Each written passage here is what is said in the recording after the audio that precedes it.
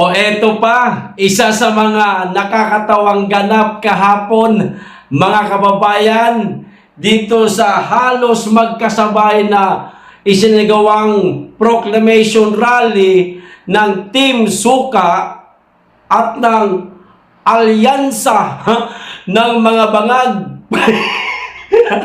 para sa bagong Pilipinas.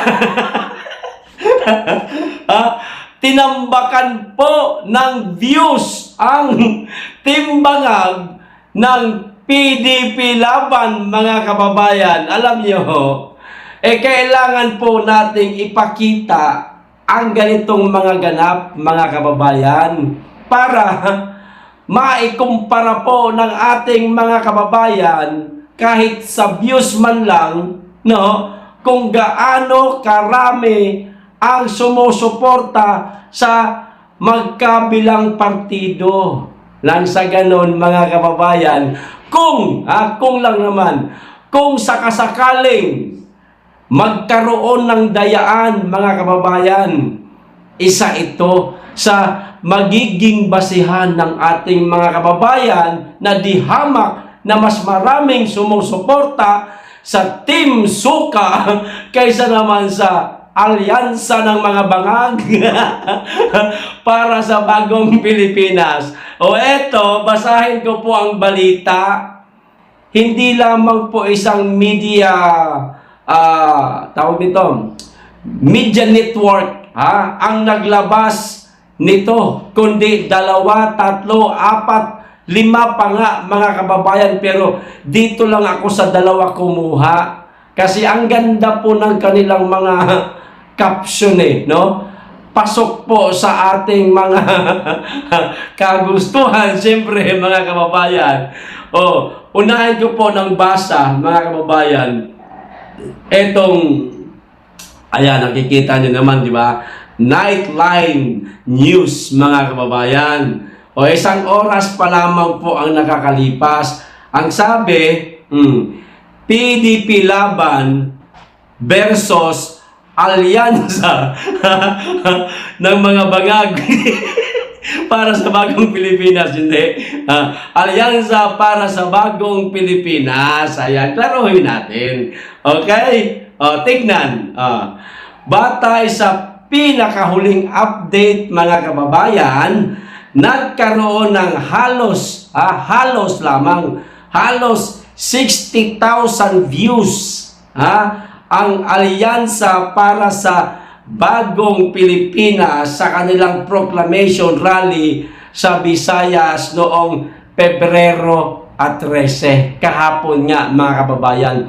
Halos magkasabay po ng oras ang kanilang proclamation rally nitong 2 partido. Okay?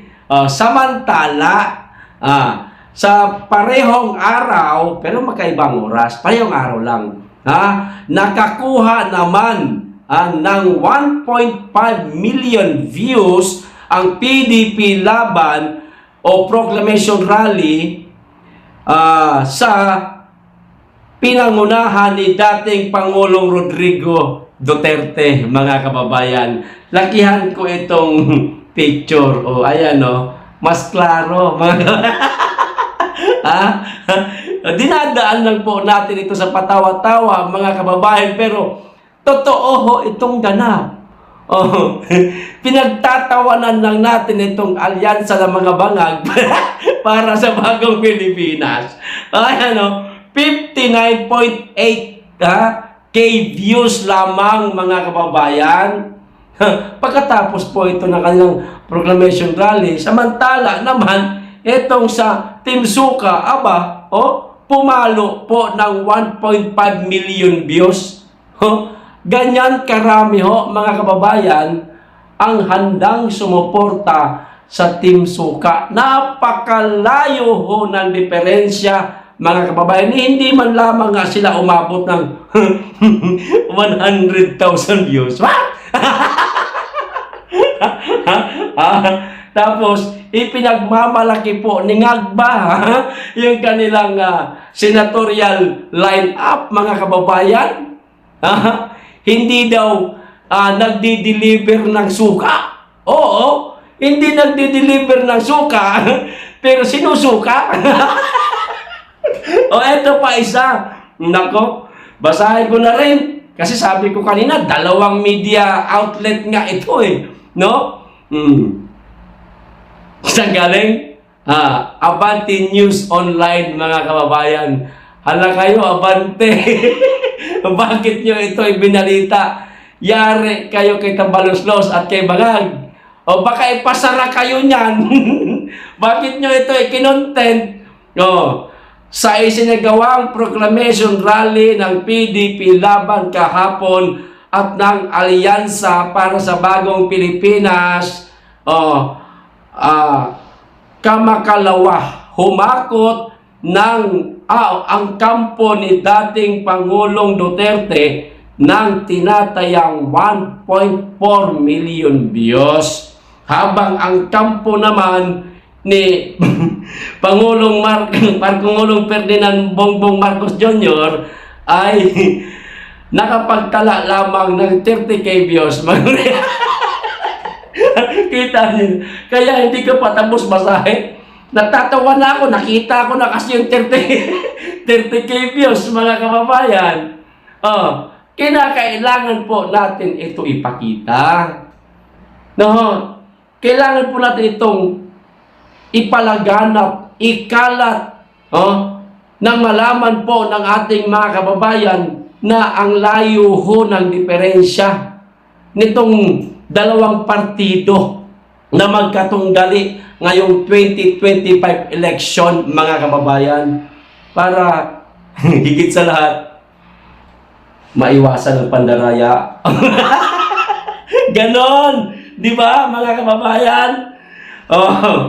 Kaya wag kayong magtatangkang mandaya, ating Bangag, dahil ang tao nakasubaybay sa inyong dalawa dito sa PDP laban at sa inyong alyansang Bangag. Nakaantabay po ang tao, nagsusubaybay po sa inyo, no? At dito sa bilang pa lang ng views, ang layo ng diferensya, hindi nga kayo umabot ng 100,000. Samantalang ang PDP 1.4 to 1.5 million. Kaya maghunos dili kayo sa gagawin ninyo kung meron man kayong pinaplano. Kung meron. Pero mahirap din pong asahan, mga kababayan, na wala. Eto na. Kaya maliwanag na po para sa ating mga taga-suporta ng Team Suka na papasok itong Lucky 9, mga kababayan, ng PDP laban. Ayos! Ito, idagdag ko na rin, mga kababayan, itong sinabi ni Bersamin dito sa ginawang pagsampalang kaso sa ating pangalawang Pangulo ng DOJ. Ito ho ang sabi, Malacanang dumistansya sa aksyon ng DOJ versus BP Sara, mga kababayan.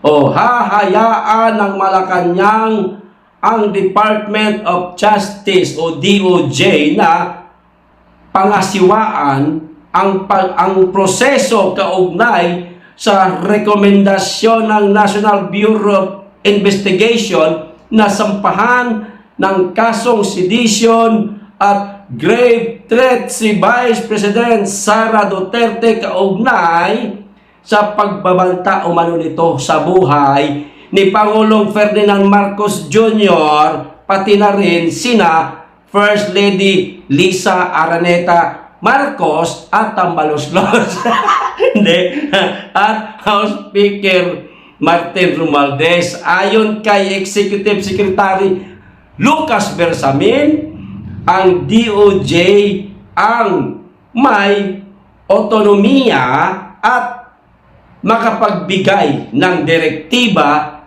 kung ano ang gagawin sa rekomendasyon ng NBI. Ito pa, dagdag, kaunti na lang. Hindi aniya makikialam ang palasyo sa isyu dahil jurisdiction ng DOJ. Tama nga naman mga kababayan. Jurisdiction po ito ng DOJ. Pero kung magbabasa po kayo ng comment mga kababayan, dito, ayan, alam niyo po ang karamihan sinasabi ng ating mga kababayan, halos pare-parehas. Alam niyo kung ano? Hindi nga, baka nga, si Bangag pa ang may utos niyan, tapos sasabihin ninyong hindi makikialam ang Malacanang o dumistansya ang Malacanang. Di ba mga kababayan, pagkatapos ni Inday, masabi ang ganoon sa isang Zoom, agad naglabas ng pahayag si Dayunyor na lalabanan natin. Lalabanan, ano ngayon? Hindi ko na masyado matandaan yung sinabi niya Pero, sa madaling salita, hindi niya hahayaan na mangyari ang ganoon. Tapos, sasabihin dumistansya. Naghihinala ang ating mga kababayan na baka nga si Bangag pa may utos nito Tapos, sasabihin na dumistansya.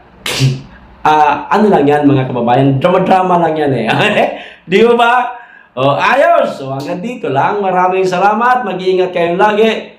At higit sa lahat, mahalin natin ang Pilipinas.